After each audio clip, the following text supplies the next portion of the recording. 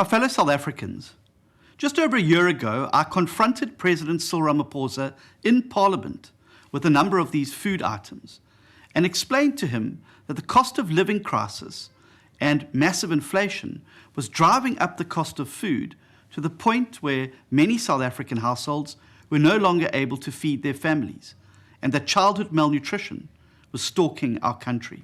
I'm sure billionaires don't do their own shopping, but I can tell you today, cooking oil, it's gone up by 28%, sugar, 6.6%, meat by 8.2%, veggies by 8.6%, and pilchards by 5%. This tin cost 15 Rand in 2015 and now costs 24 Rand.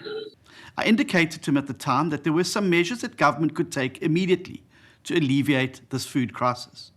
This included expanding the VAT-free status of a wider basket of goods, and including things like baby food, coffee, soup powder, and many other items, as well as removing VAT on certain protein items like bone-in chicken and beef. This would ensure that South African households, and particularly those who are living on grants and other stipends, would be able to provide protein and ensure that they were able to provide wholesome meals for their entire families.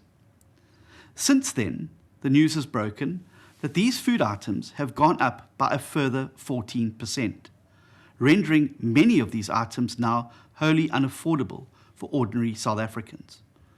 This government cannot sit on its hands for a moment longer while our citizens go hungry and our children go to school with empty stomachs. We will have a massive health crisis if this continues.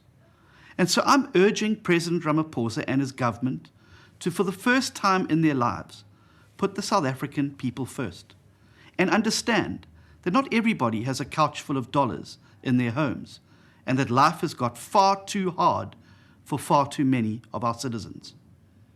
Government must act now, and we will be reiterating our call for an expansion of the VAT-free items that would immediately shave 14% off many of these basic foodstuffs, to drop the import tariffs on bone-in chicken and other meat products so that we can get cheaper products to consumers here in South Africa.